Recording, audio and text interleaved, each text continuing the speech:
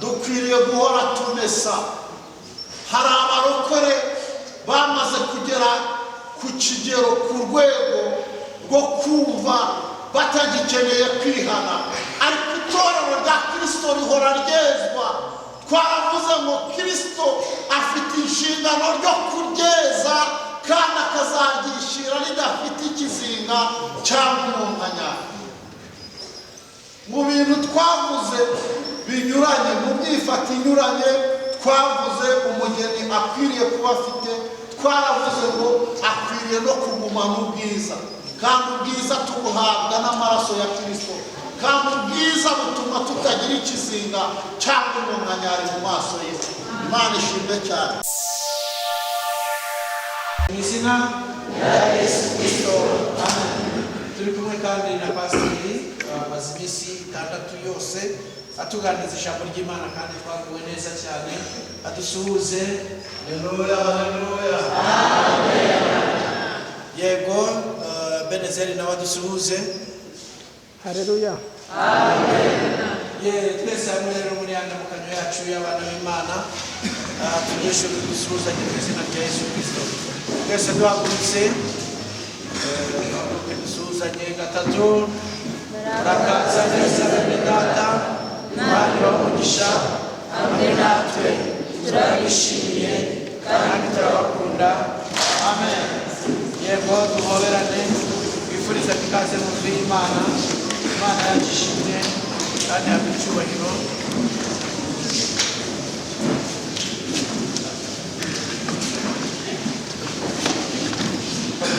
Imana iba yakuzinduye ikaza mu nzu y'Imana. Imana iba yakoze imbaraga, iba yakoze ubutwari. Imana yagishimye kandi yahabwa icyubahiro. Imana rero yakoze, yagize neza, si kubw'imbaraga zacu, si kubw'urukundo dukunda cyane umurimo w'Imana, ahubwo n'urukundo rw'Imana rwabanye natwe. Imana igenda yohereza marayika akangura buri wese. None tugeze mu nzu y'Imana, mufashe kandi twongere tuyishimire cyane.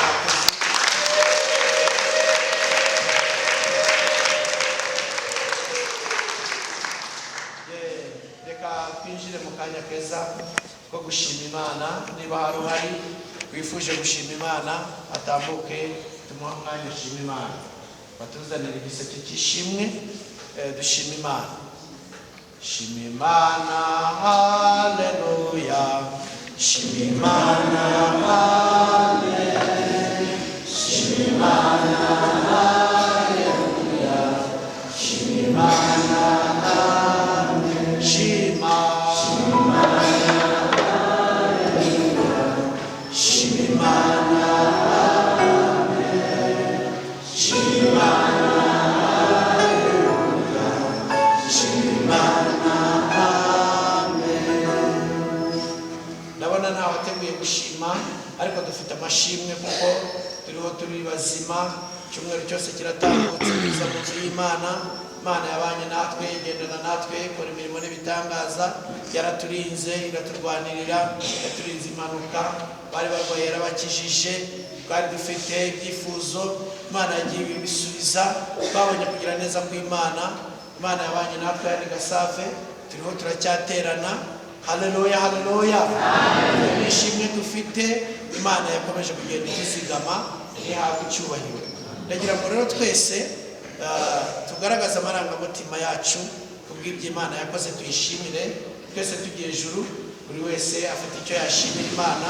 Ishima Imana kubw'ibyo Imana yakoze, urugendo yagendanye nawe, uburyo yakwambitse, yakugaburiye, yarakurinze muri uyu mujyi wa Kigali. ntabwo wasebye, hari byinshi byatuma duseba ndetse tumwara, ariko Imana yagiye iba mu ruhande rwacu, turayishimiye n'ihimbazwe.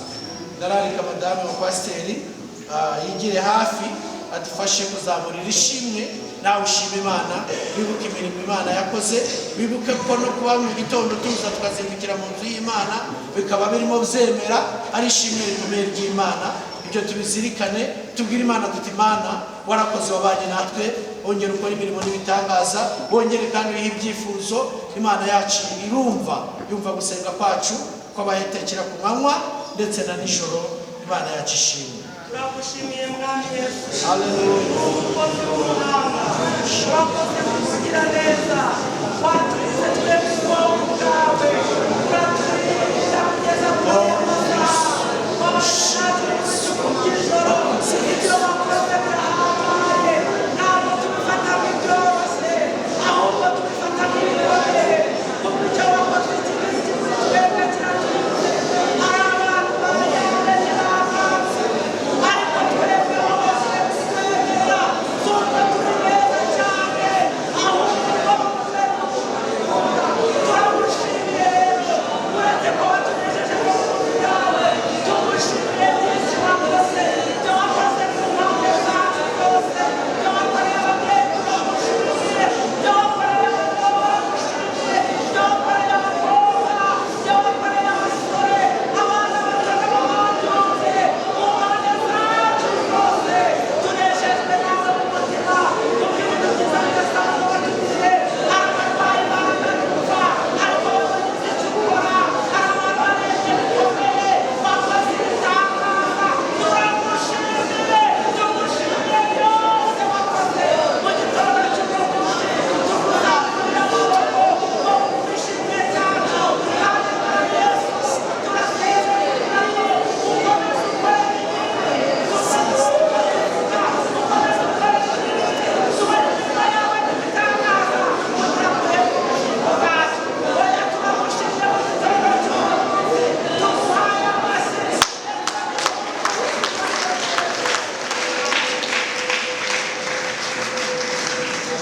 Dufashe twakira kuramya niba turi bitambuka indirimbo imwe, turitambuka indirimbo imwe. Nirangiza kuririmba twumva twaba dukora umurimo w'Imana, dutanga itorero ry'ishimwe zo kwakira na korali Isezerano, nabo baturirimbire. Imana yacu ishimwe.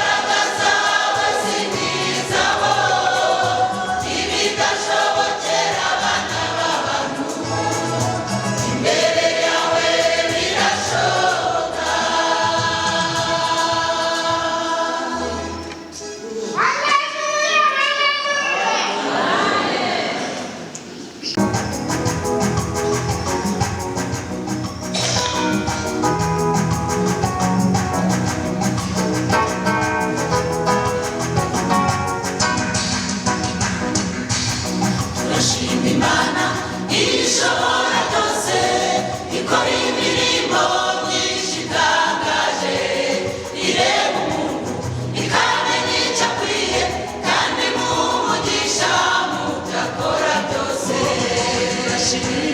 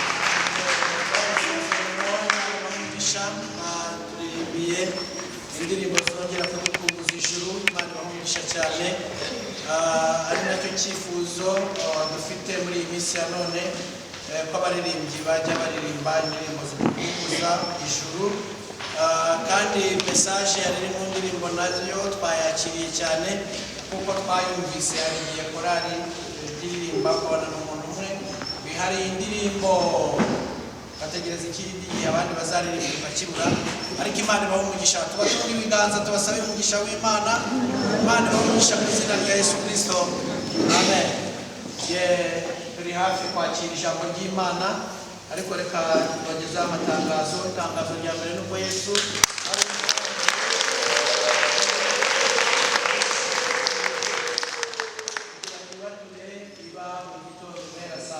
kugeza saa 12 no kuva kuwa mbere nyine kugera kuwa gatandatu kandi mujye muza tuba dufite ibihe byiza twateguye abigisha beza batuganiriza ijambo ry'Imana tukagira kandi amateraniro aba muri saa 6 guhera kuwa mbere kugera kuwa gatanu kuwa kane tugira icyumba cy'amasengesho kuwa gatatu tugira mugoroba no gusenga Imana ndetse no kuwa gatanu ku cyumweru by'akarusho tugira amateraniro 3 azajya atangira saa 12 n'igice za mu gitondo rya mbere zajya ritangira saa 12 n'igice kugeza saa 2 n'igice irindi ritangira saa 2 n'igice kugeza saa 4 n'igice irindi rigeze saa 6:20 no kugira ngo abakristo bose babashe gusenga nyuma yaho murabizi ko twakira iteraniro ry'Ibatsinda ndetse na Giheka ubwo rero mujye muza kumva ijambo ry'Imana Imana iracyakinguye imiryango hano Gasave kugira ngo abantu baze kumva ijambo ry'Imana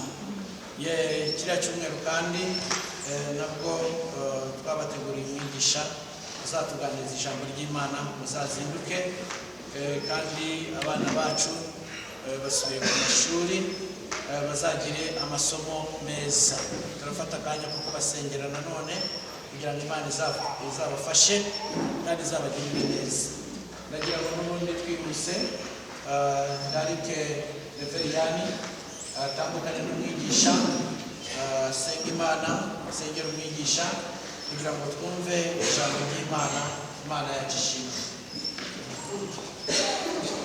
reka twese tujye ijuru dusenga Imana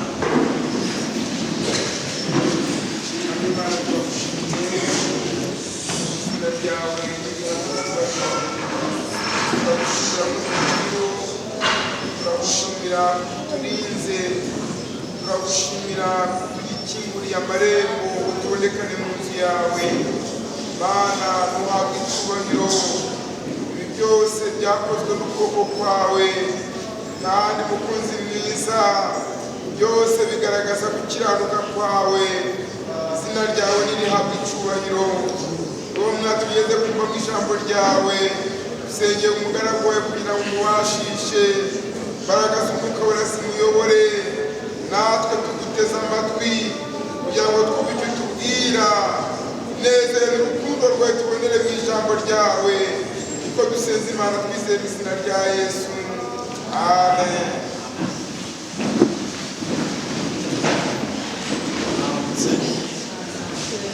Yesu nashimwe ufate Bibiliya twihute gusoma ijambo ry'Imana turasoma ubutumwa bwiza uko bwanditswe na Matayo ibice 22 duhere ku murongo wa mbere tugeze umurongo wa 14 kandi dusome twihuta kugira ngo tuze gukoresha igihe neza Bibiliya iravuze ngo umugani w'ubukwe w'umwana w'umwami Yesu yongera kuvugana nabo abacira umugani ati ubwami bwo mu ijuru bugereranywa n'umwami wacyuje ubukwe bw'umwana we arongora atuma abagaragu be guhamagara abatorewe gutaha ubukwe banga kuza arongera atuma abandi bagaraga ati mubwire abatowe muti dore niteguye amazimano amapfizi yanjye n'inka zibyibushye babibaza byose byiteguwe muze mu bukwe maze abo ntibabyitaho barigendera umwe ajya mu gikingi cye undi ajya mu rutundo rwe abasigaye bafata abagaragu be barabashinyagurira barabica, maze umwami ararakara agaba ingabo ze arimbura abo bicanyi atwika umudugudu wabo, maze abwira abagaragu be ati ubukwe bwiteguwe ariko abari babutorewe ntibari babukwiriye, nuko mujye mu nzira nyabagendwa, abo muri buboneyo bose mubahamagare baze batahe ubukwe. Abo bagaragu barasohoka bajya mu nzira, bateranya abo babonye bose, ababi n'abeza, inzu yo gucyuriza umw'ubukwe yuzura abasambi. Umwami yinjiye kureba abasangwa, abonamo umuntu utambaye umwenda w'ubukwe, aramubaza ati mugenzi wanjye, ni iki gitumye winjira hano utambaye umwenda w'ubukwe? Nawe arahora rwose. Maze umwami abwira abagaragu we ati nimumubohe amaboko n'amaguru, mumujugunye mu mwijima hanze, niho bazarira bakahekenyera amenyo, kuko abatowe ari benshi ariko abatoranijwe bakaba bake. Imana nitugirire neza cyane. Turashimira Imana iduhaye igitondo cyiza, ikongera kudusubizamo umwuka wo kubaho. Imana ishimwe, kuko nta muntu ugira uruhare rwo kwikangura, Imana niyo yongera kudukangura. Imana ishimwe cyane. Kandi uyu ni umunsi wa gatandatu. Muri iyi minsi yose 6 ishize nabonye abantu b'Imana bagira ishyaka, bazinduka, bitanga, bagira umwete. Mbona ari ibidasanzwe kuri iki. Kandi bampera umugisha. Nabonye nk'abamama baheka abana saa 9 akaba yabyutse n'agahinja, mu gihe twagiye tugira abantu bazinduka icyo gihe. Ijambo ry'Imana Imana ishimwe cyane, kandi byarazinduye n'ibyiza, birimo umugisha, by'umwihariko birimo ubugingo. Hari abantu bashyiramo imibare ipfuye, akavuga ngo sinazindukana ngo agahinja, ngo sinagira gute, ariko Imana ibantera umugisha pe. Kandi numva naragiye nanjye mbigiraho amasomo, kuko umuntu niba yemera guheka uruhinja saa 9 akaza, umuntu akabyuka ayo masaha agashyiramo iniforume akaza, nuko ahaye agaciro ibyo agiyemo, agiye mu murimo w'Imana. Kandi ndashimira Imana, nanone mbashimira, kuko numva hari ibintu, reka mbwire umuyobozi wacu wa niba tureba Batsinda Reveriyani, numva hari ibintu twigiye hano, igihe tuzasubira Batsinda dukwiriye kujyana. Hano hari itsinda ry'abantu bitwa abahetsi. Imana ibamere umugisha, Imana ibamere umugisha, mwaradufashije, namwe twabigiyeho. Umuntu akarara adasinziriye areba ku masaha, avuga ati ndibuze kujya kuzana abantu b'Imana, wajya kumva saa 9 yaryamye yakugezeho. Ni ibintu byo gushimira Imana. Yakoresheje ikinyabiziga cye, yakoresheje amavuta ye, nta kintu uri bumwishyure, ntari bukwishyuze, akabikora azi neza yuko ari ugukorera Imana. Iyo ni ya mirimo twahoze tuvuga. Imana ibaha umugisha, kuko iyo mufite irafatika. Ntiyirube, ntacike intege, ukavuga uti wenda ni ku munsi wa mbere, ariko no ku munsi wa kabiri n'uwa gatatu akabikomeza, umwaka ugashira akora gutyo. Imana ibaha umugisha cyane. Twize ibintu byinshi byiza kuri mwe kandi by'umumaro. Hano twahabonye ekipe tekinike, ekipe ikorudona, ibintu bikagenda neza, kandi ukabona ko umurimo w'Imana ufite administration y'ijuru. Buriya umwuka akoresha abantu ibintu bikomeye kugera ku kigero, ibintu bibera mu nzu y'Imana.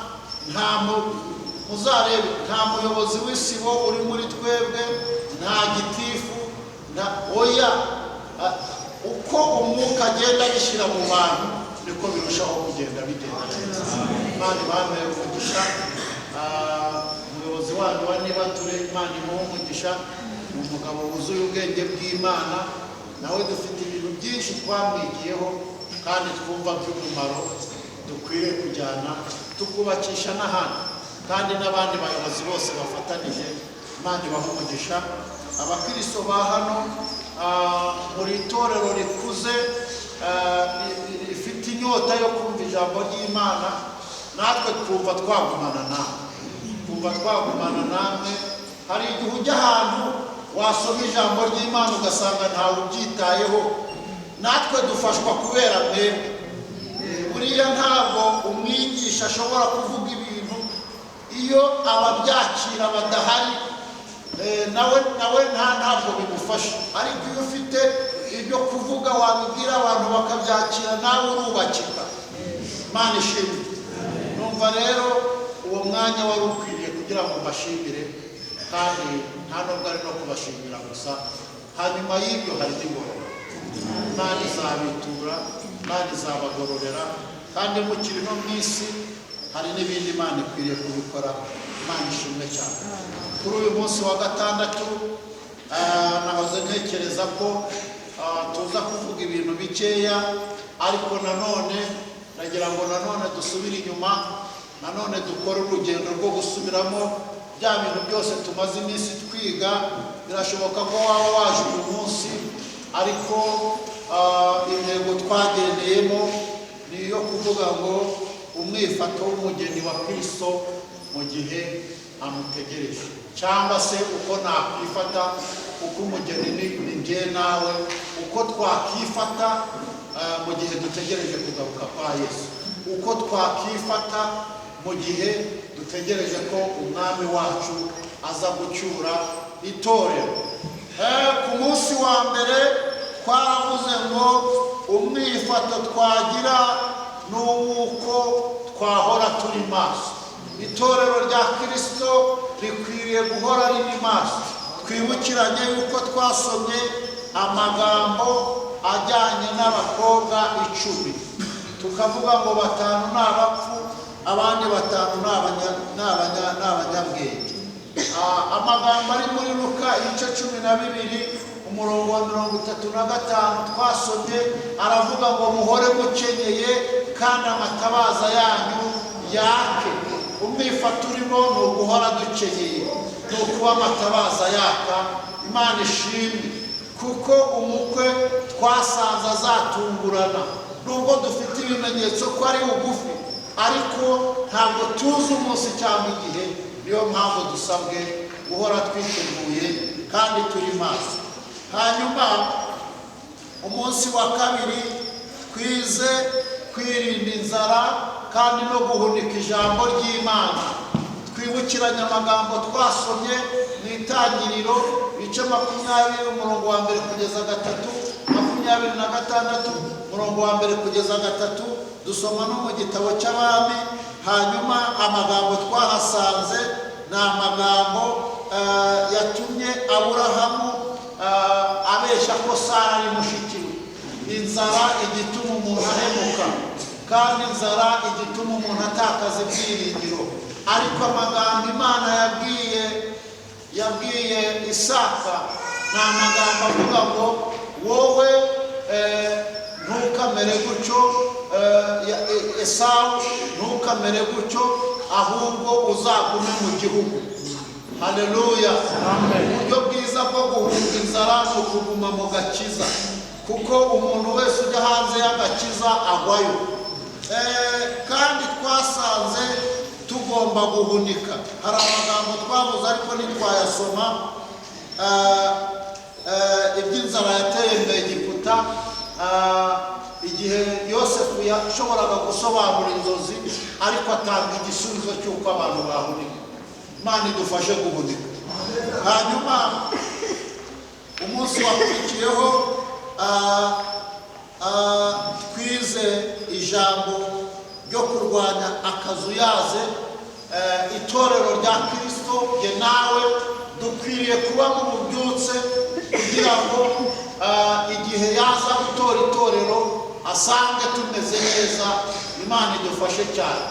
Twasomye amagambo yabwiwe itorero ry'Ilawodokiya kuko bari abatunzi mu by'umubiri ariko mu by'umwuka ari abatindi n'abakene, ndetse nubwo bari bateye imbere mu by'inganda z'imiti n'ubuvuzi ariko mu by'ukuri ari impumyi, ari abatindi bo kubabarirwa.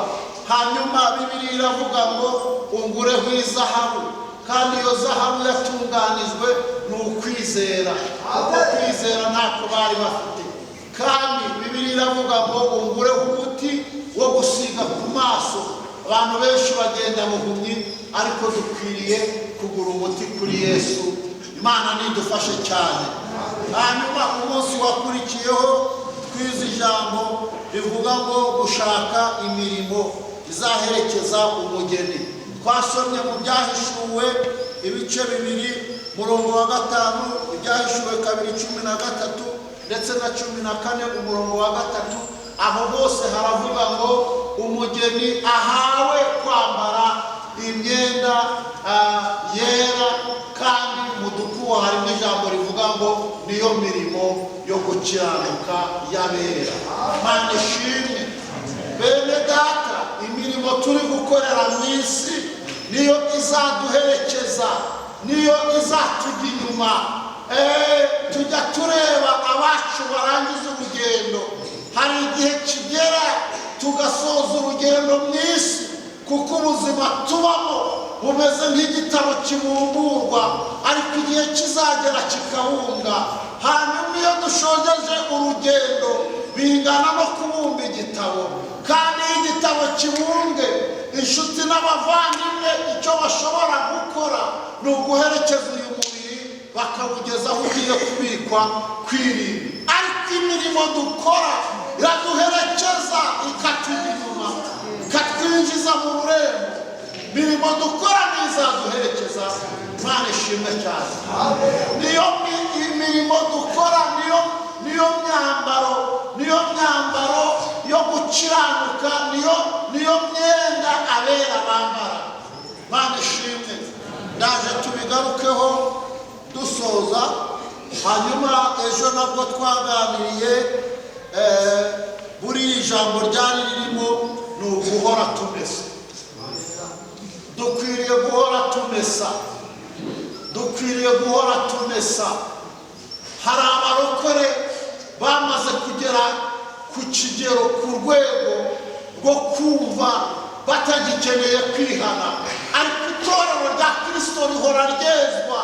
Twaravuze ngo Kristo afite inshingano ryo kuryeza, kandi akazagishira ridafite ikizinga cyangwa umunkanyari.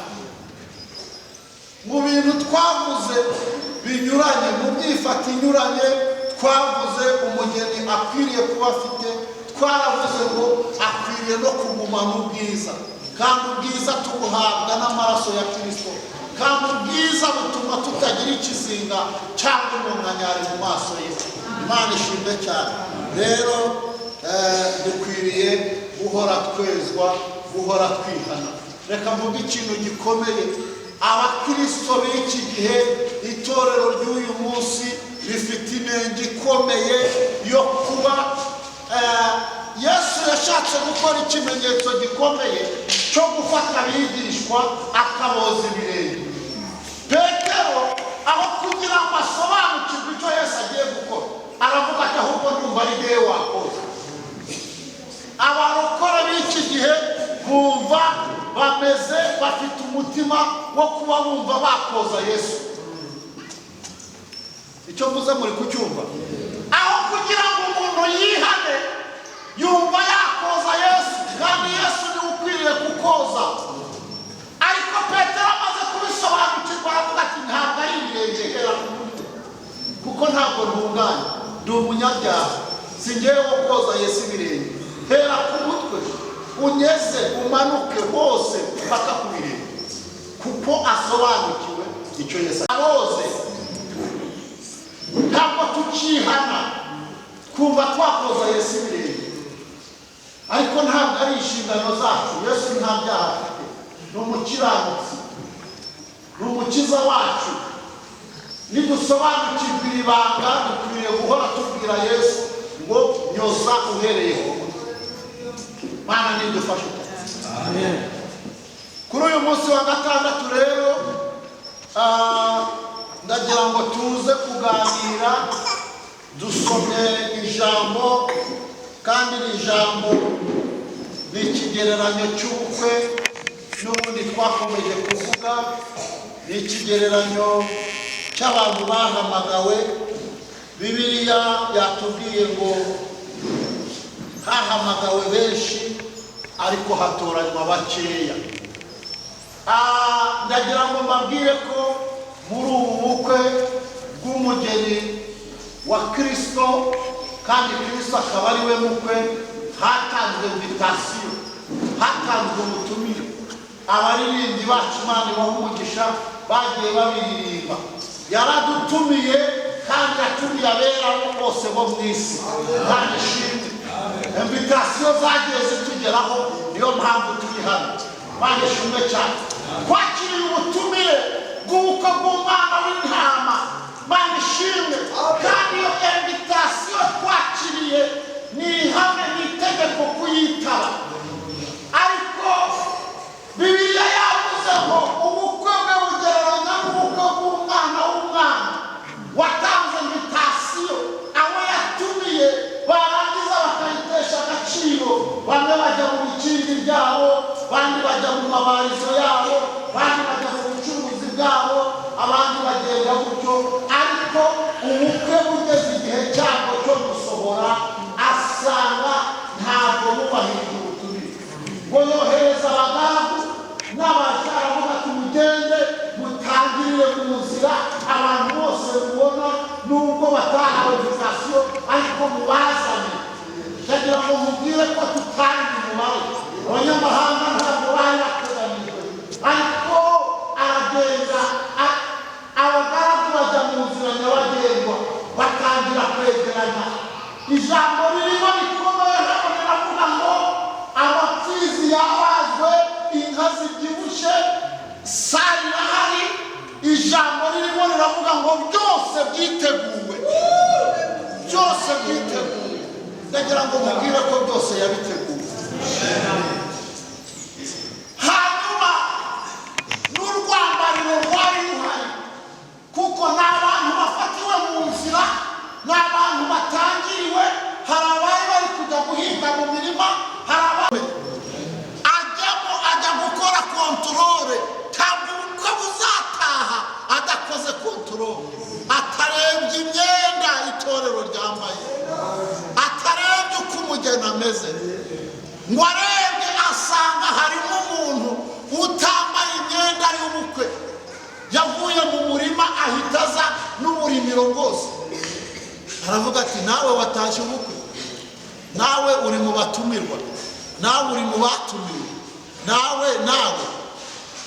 Bibiliya yavuze ngo arahora rwose. Impamvu yacecetse ni uko yari yakoze ikosa ryo kudaca mu rwambariro, ni uko yari yakoze ikosa ryo kudaca aho umugeni atunganyiriza. Dukwiriye guca mu rwambariro, tugatunganywa, tukambara imirimo. Kandi iyo mirimo harimo urukundo, harimo gusurana, harimo kwita kuri bene data. Duce mu rwambariro. Umuririmbyi umwe wacu yararirimbye aravuga ngo ngwino winjire mu rwambariro rw'abera. Haleluya. Ngwino winjire mu rwambariro rw'abera.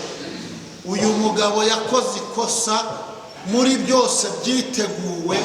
Yagombaga guca naho bakarabira, naho bahindurira imyenda, agaca mu rwambariro, akabona gukomeza muri sare y'ubukwe. Mbese waciyeyo? Uracyaca mu rwambariro? Imana nigufasha. Dukwiriye kuba iteka duca mu rwambariro. Guca mu rwambariro ni ugukora imirimo myiza yo gukiranuka, ni ukwitanga, ni ugusura bene data, ni ugusura abarwayi. Iyo mirimo yose ni uguca mu rwambariro. Nta kindi cyambika itorero, nta kindi cyambika abera, ni ibyo ngibyo. Imana nidufashe cyane. Rero ngo asanze atambaye umwenda w'ubukwe, ngo ashyiraho itegeko, aravuga ati ubwo mubajije impamvu yamuteye gukora ibi ntayibone, ni mu mubohe amaguru n'amaboko mujugunye hanze, aho ngaho niho bazaririra bakanahekenyera amenyo. uyu muntu yari amaze gucirwa bite. umwifato dukwiriye kugira ukomeye ni ukuba dukwiriye kuba muri iki gihe dukomeza guca mu rwambariro. mu yandi magambo dukwiriye gukomeza kugwiza imirimo myiza. igihe Kristo atari yagaruka gufata itorero dukwiriye kugwiza imirimo myiza. ntimukabihagarike, nta mategeko abihana. hari abantu benshi bari kugushwa n'ibihe, bakagushwa n'uko iminsi imeze, bagasubira inyuma. Mana, niba hariho ikintu kibabaje, ni umurokore wagwa muri ibi bihe. ni umuntu wahamagawe akitaba, akaza akemera kuba umurokore, agakizwa, akitanga, akavunika. kuba umurokore biravuna, gukizwa biravuna, ntabwo byoroshye, ariko warangiza ugahitamo kugwa muri iki gihe. Imana igufashe, komeze gukora neza, komeze gukiranuka, ugwiza imirimo. Imana ishimwe cyane. nigeze nsenga ndahishurirwa imirimo y'umuntu umwe. nabonaga ari nka za kontineri zigiye zicaye mu kibaya, nkabona ari amakontineri menshi atarangira, menshi ndashobora kureba ngo mpeze amaso. ndavuga ngo ese uyu muntu ko adacuruza ibi bintu byuzuye mu kibaya, aya makontineri angana gutya ntayiki? Mwuka aramishurira arambwira ngo iriya ni imirimo ye. ndareba nsanga ni ibintu ntashobora kureba ngo mpeze amaso. ndavuga ngo uyu muntu yarakoze, yaravunitse, afite imirimo myinshi. ariko ndebye nsanga ya makontineri aho yicaye hasi ingesi zagiye zitangira kuyafata, yagiye atangira kwatakwa n'ingesi, byatangiye kumwumva. ndavuga ngo byanze bikunze uyu muntu ndamusanga, mubwire ko akwiriye kurinda imirimo ye. imirimo irarindwa. umuntu arinda ibyo yakoze, umuntu yirinda kubyangiza, umuntu yirinda kubisenya. Imana idufashe cyane. kandi Bibiliya n'ubundi n'ikivuga, iravuga ngo murinde imirimo mwakoze. Imana ishimwe cyane, kuko imirimo wakoze niyangirika rwose uzayibura. ndagira ngo dusoze, ariko twanzure ngo iki? twanzure nibura twanzuriye ku bintu bitatu. icya mbere, va mu burangare. umwifato ukwiriye kugira ni uwo kuva mu burangare. nta mwanya mfite ngo wenda nze kuvuga bya bintu nari nabasezeranije ejo birangaje umugeni wa Kristo. umwanya washize, wenda n'ikindi gihe, n'indi minsi tuzagira umwanya tubiganire. ariko ibi bintu Satani anyanyagije mu isi ni bimwe mu bintu birangaje umugeni wa Kristo, kandi abantu babifata nk'ibintu bisanzwe, bakabifata nk'ubuzima busanzwe. ariko Satani uzi aho igihe kigeze, we ntabwo ari uko akora. niyo mpamvu agenda arema ibintu binyuranye, kandi akagenda azana ingamba zindi mu isi kugira ngo birusheho kurangaza ndetse no gusubiza inyuma umugeni wa Kristo. ariko ntabwo bikwiriye. va mu burangare. hanyuma ukwiriye no gutegereza ukiranutse, kuko abantu benshi, muririmbyi yaravuze ngo bananiwe gutegereza, ndetse aravuga ngo bakanguze bya bimenyetso. Imana iduhe gutegereza umukwe wacu Kristo wadukoye. hanyuma ijambo riri mu Byahishuwe 3:11 riravuga ngo rinda icyo ufite hatagira ugutwara ikamba ryawe. dushatse twasoreza naho ngaho. ufite inshingano zo kurinda icyo ufite, kurinda agakiza. umwe mu mwifato ukomeye ni uko muri ibi bihe, iminsi y'imperuka, ibihe bya Antikristo, ukwiriye kurinda icyo ufite. rinda icyo wagabiwe, rinda agakiza kakurimo, rinda icyo ngicyo Imana yashyize muri wowe. rinda icyo wagabiwe hatagira ugutwara ikamba ryawe. ndagira ngo dufate umwanya dusenge. iminota irashize, ariko Yesu nakugirire neza. kandi aya magambo mukomeze kuyazirikana.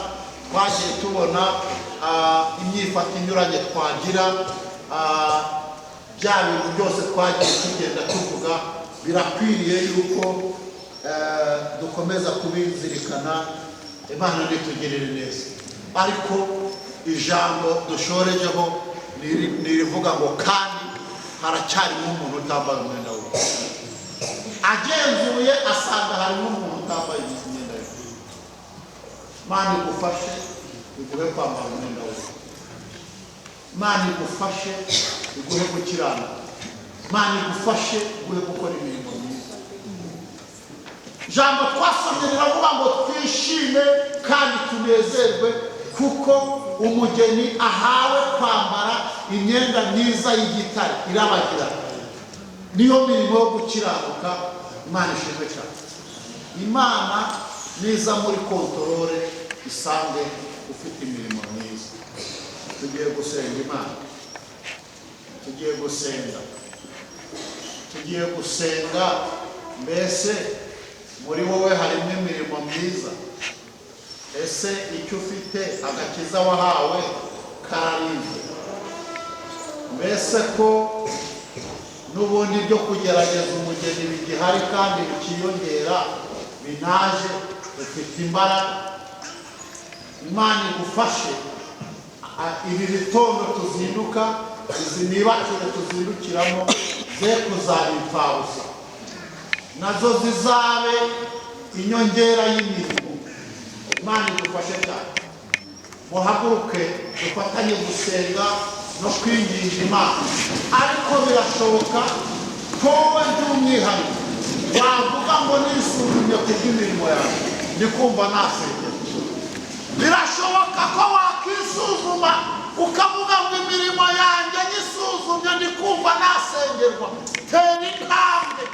Imirimo yawe ishobora kuba idashyitse, ishobora kuba ituzuye. Tera intambwe uze tugusengera Imana. Umugeni akwiriye kugira ni uwo kurinda imirimo, ni uwo gukomeza guca mu rwambariro. Tera intambwe uze tugusengera. Birashoboka ko wisuzumye wasanga imirimo yawe ari mike, wasanga imirimo yawe idatunganye, wasanga hari ikibazo. Ngwino tugusengera Imana. Imana ihe umugisha mushiki wacu, nawe ngwino, kuko Imana iragukeneye. Iyi mirimo izapimwa. Nigeze ndota rimwe ndasinzira, ndota hari umunzani, ngo mbona umuntu yanshyize ku munzani, ngo noneho ngo ndabanza mpima ibiro 500. Ndavuga ngo ariko ibi biro mbikuye hehe? Hashize umwanya mbona ndapungutse, ngeze no muri za 20 na bingahe, nkanguka mfite amarira, ndavuga ngo biragatsindwa. Imirimo dukorera mwisi irapimwa, hari umunzani. Ngwino dusenga niba uzi ko mu mirimo yawe hariho akantu kadatunganye, ngwino tugusengere. Iyi mirimo izaduherekeza. Imana iguhereze umugisha. Pfukama aho ngaho. Nawe ngwino. Nawe ngwino. Mirimo dukorera mwisi, mirimo yacu ya buri munsi, imitekerereze yacu ya buri munsi, imigenzereze yacu ya buri munsi, nibyo bigenda bikarema imirimo. Ariko ngwino tugusengera Imana. Birashoboka ko hari imirimo udakorana urukundo. Birashoboka ko hari ukora ugapfa gukora gusa ngo ntiteranya n'abantu, abantu babone. Iyo mirimo nayo nta kimaze. Niba ukora bene iyo, ngwino tugusengera Imana. Imana iguhereze umugisha. Nawe ngwino. Ngwino. Iyi mirimo hari umunzani w'imirimo. Inshuti ziraguherekeza, wavuye mu mwuka zikakugeza ku irimbi. Uwo mwashakanye akakugeza ku irimbi. Abavandimwe bakakugeza ku irimbi. Abo mwasenganye. Ariko imirimo murajyana, imirimo murambukana. Niba hari ikintu tuzambukana ni imirimo. Nta muntu wari wambukana ataje, nta muntu wari wambukana ubugogwe, nta muntu wari wambukana amasambu, nta muntu wari wambukana ibicindi. Ariko imirimo tuzayambukana. Ngwino tugufashe gusenga Imana. Tugiye kwirinda Imana. Tugiye gusenga. Tugiye gusenga. Ariko iyi mirimo, umunzani w'imirimo urahari. Kandi n'uyu munsi Kristo yaza. n'ubu dupfukamye hano Kristo yaza itorero yaricyura. Mirimo yawe imeze ite? Mirimo yawe iri ku kihe kigero? Mana idufashe. Nituvuga gupima imirimo ni ibintu bibiri bizapimwa, ni karite y'imirimo hanyuma na kantite. Shobora no kuba wirata kavuga ngo mbona nkora neza ariko ikaba idashyitse, kaba ari mikeya. Birashoboka kuko washyira ku kiro ugasanga nta n'ikiro kirimo. Birashoboka yuko waba ufite byinshi ariko ifite inenge. Dufite abantu mu itorero bakorera umurimo ku byaha. Dufite abantu mu itorero bakorera umurimo kugira ngo bambone, bakorera umurimo kugira ngo ndasigara dango batavuga ngo nasigaye. Iyo mirimo nta kimaze. Kora imirimo uzahemberwa. Dusenga Imana. Dusenga Imana. Reka Reveriyane asenge kandi natwe dusenga, nawe wiyingingira kuko iyi minsi tumaze dusenga iminsi 6 iraremereye, irakomeye. Nge byaramvunye bene data. Ngewe ijoro mbyutse ndaritongera nkavuga ngo Mana, iki gitondo aya masaha ya saa 9 mbyutse ntazapfa ubusa. Si wihangane Mana, sinzabura ubugingo kuko iki gitondo kukibyuka birahenze. Tekereza niba ture wasenze ziramutse zibaye iz'umumaro mukeya. Tekereza iminsi wafashe, tekereza repetisiyo, tekereza kwitanga, tekereza amaturo watuye, tekereza iminsi yawe, tekereza uko wiyirije, tekereza ibyo wakoze. Iyo mirimo ibaye impfabusa wababara. Ngo amusanzemo areba itorero ry'Igasave amubonye aravuga ati kuki utambaye umwenda wowe? Ategeka abagaragu baravuga ngo mumubohe, mumujugunye hanze aho bazaririra bakanaharekenyera. Imana ikurinde bene dusenga Imana. Bwana data wa twese, Bwana Yesu Kristo, Bwana Yesu Kristo, Mungu wa majeshi, nakota ya siri tokeba turasenze mu izina rya Yesu. Abasha bawe ubagirire neza kuko Yesu Uwiteka we biyumvisamo kandi ijambo ryawe rirabakomaze. None turabasengeye imbaraga z'Imana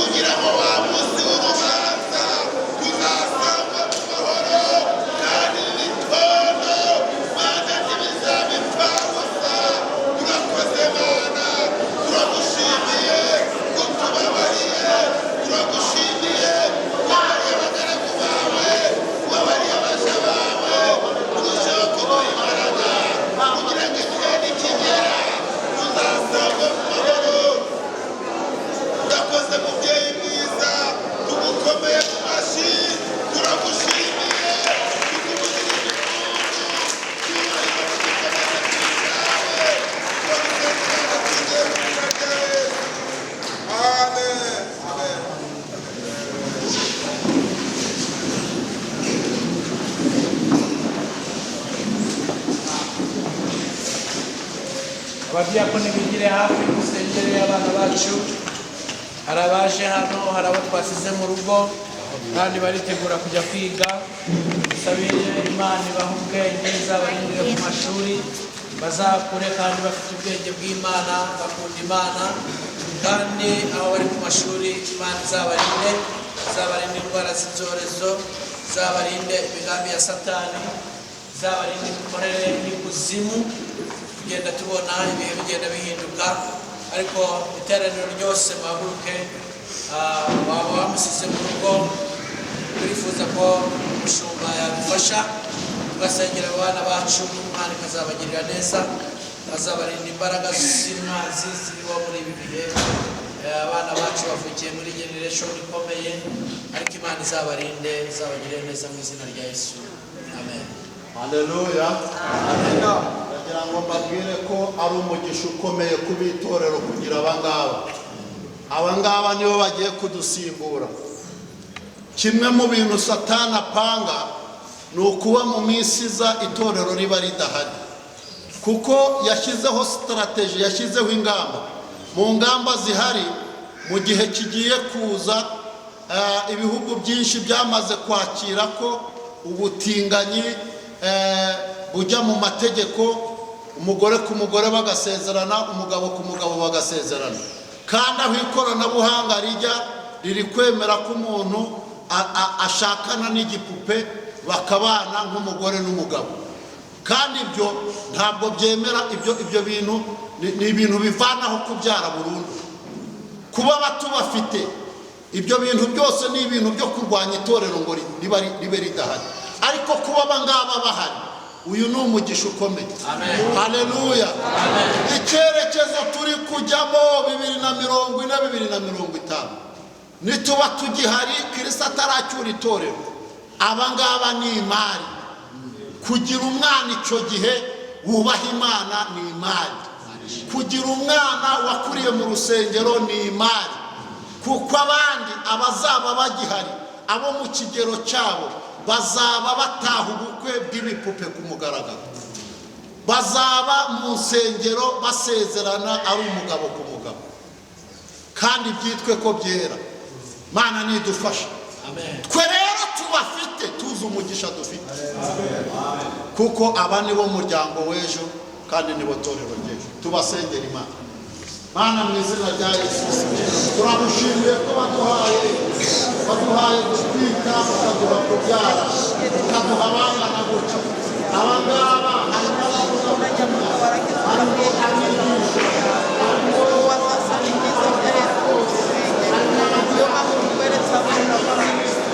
harimo abayobozi b'inganda, harimo abahinzi, harimo abashakashatsi, harimo abamisiyoneri. Turabasengera mu izina rya Yesu Kristo. Abana bacu tubasabira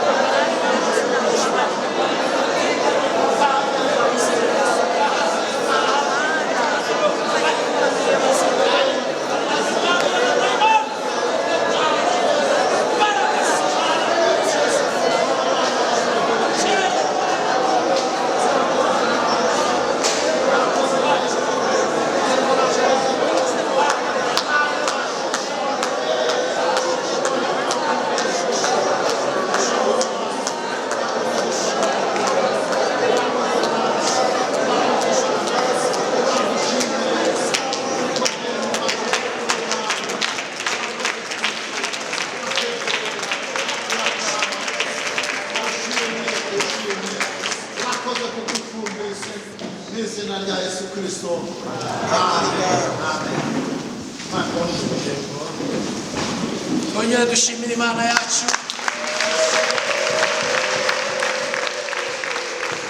Haleluya, haleluya. Mufashe kandi abadiyakoni bashyiraho ibiseke dutanga icya 10 n'amaturo ndetse n'igiseke cyo gushyigikira umurimo w'Imana. Dushimire pasiteri wacu yabanye natwe icyumweru cyose adufasha umurimo w'Imana kandi yatuganirije amagambo meza. Iki cyumweru cyose twigaga umwifato, nuwe mwifato umukristo wakiriye Yesu Kristo yagira igihe ategereje umwami Yesu kari kuza bageze ku bicu kageze hafi. Ni mwifato ki twagira kugira ngo dutegereze umwami wacu? Twarabibonye no kuba maso, no gutunganya imyambaro yacu igahora yera, no gukora imirimo myiza yo gukiranuka. Ubwo Yesu azahagarara ku bicu ahamagara itorero, tuzumva impanda tumusanganire nta bitotsi nta ubuze n'umwe. Icyo nicyo cyifuzo dufite iki cyumweru cyose, yuko Yesu azahagarara ku bicu kaduhamagara azasange turi maso. Ntuzabureyo sinzabureyo. Abahamanya n'umwuka ko tuzabana muri iki gihugu, mungirire gutya Imana izadushoboze tuzabane muri iki gihugu. Tinzayo rega, tinzayo, Imana idushoboze. Mwuka wera abane natwe azadushoboze, azatwambika amababa. Iki gihugu tuzakibemo neza. Ntuzabureyo sinzabureyo kuko Imana.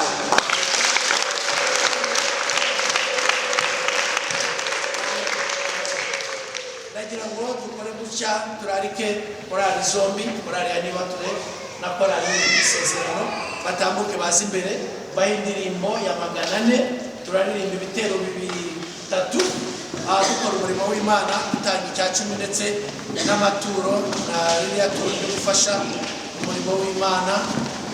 Mu gitero cya 3 turakiririmba nabo bakora umurimo w'Imana basubira mu myanya. Imana yacishimye kandi gahabwa icyubahiro. Indirimbo ya 400, itorero ryose turahaguruka, iteraniro ryose duhaguruke dufatanye n'abaririmbyi kuririmba indirimbo ya 400. Bivuga ngo twebwe abasiganirwa aho ritegekwa twiteguye ururembo kandi tuzarutahamo. Imana ishimwe.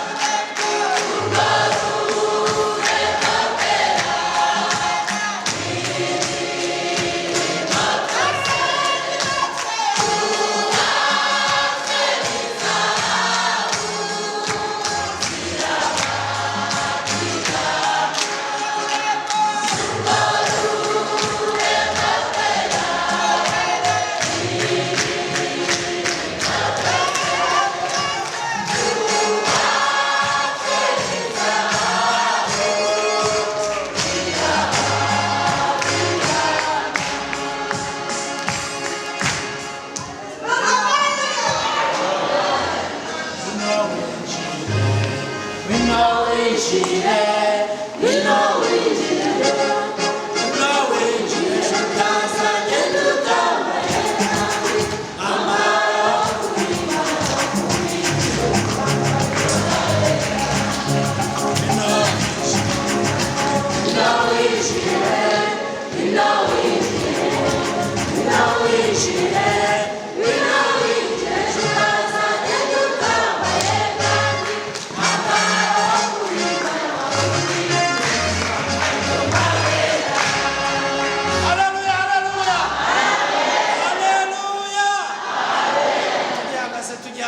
tugihagaze amasaha yo gusoza yageze ndagira ngo dusoze ariko tuvuga ngo tuzahurire muri uru rurembo Siyoni ibitondo tuzinduka aya majoro tuza tuzindutse Imana idufashe itugirire neza uru rurembo tuzahurireyo tuzabane Siyoni twibukiranye ibi bitondo twagiye tuza amateraniro twagiye tuzamo repetition twagiye tuzamo ibyo twagiye twigomwa Imana izadufashe tuzahuriye muri ururembo Imana ishimwe kandi habwe icyubahiro amen. Twashimiye umukozi w'Imana umushumba wacu kandi nukuri waradufashije iri jambo ry'Imana reka mvuge ngo ni ingume muri iyi minsi ya none ntabwo ribonetse ahantu henshi ntabwo muri iyi minsi biryoheye amatwi y'abantu benshi ariko twebweho twaryumvishe cyane kuko Yesu ahagaze ku bicu aravuza impanda twumvishe aya magambo kandi tuyazirika ku nkingi y'imitima yacu muzongere igihe kitarambiranye muzongere mudusure mwongere mudukanguze iri jambo ryongere rikangura imitima y'abizera twongere kwibuka cyane Umwuka Wera yongere gukomanga cyane twibuke ko Yesu ageze hafi kandi ari ku bicu Imana ishimwe kandi ihabwe icyubahiro. Nagira ngo turambure ibiganza tumusabe umugisha na madame yagiye amuherekeza ibitondo byose bazana mu nzu y'Imana Imana imugisha mu izina rya Yesu Kristo amen. Abakristo mwaturutse Ibatsinda twabanye iki cyumweru cyose na korali Ijwi ry'Imana rwose Imana ibaha umugisha Imana idakiranirwa ntizibagirwe iriya misozi yo hirya muturukamo muhibikana muza mu nzu y'Imana iyi Imana irandika mu ijuru barabyanditse barabibonye babonye umuhate n'ishyaka mufite muza mu nzu y'Imana Imana yacu ibaha umugisha. Korali ya Nibature korali Shalom korali Wera n'abakristo twese muri rusange Imana iduha umugisha mu izina rya Yesu Kristo amen. Nitutagwisari tuzasarura Imana yacu ishimwe. Reka n'ubundi turarike pasiteri wacu atambuke yigire hafi isabira umugisha w'Imana atwaturire umugisha atahana umugisha w'Imana iki cyumweru cyose turangije n'ikindi kigiye gukurikiraho Imana izabane natwe kandi Imana izatugirira neza amen.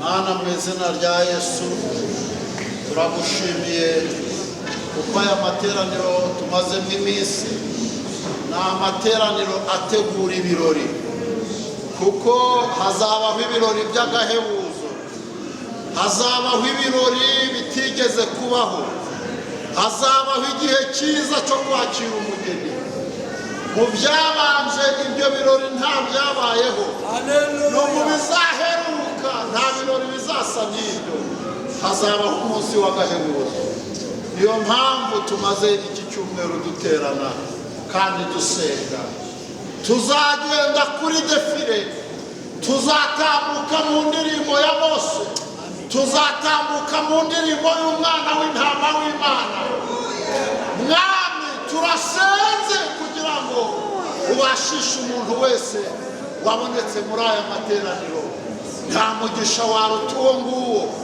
ibyo mu isi tuzabiha umugisha wa diakoni umugisha wa Kristo bitabiriye umugisha abaririmbyi umugisha umuntu wese wagize icyo akora umugisha ubwoko bwawe urakoze kuko twumvise bane natwe muri byose mu izina rya Yesu Kristo amen amen amen.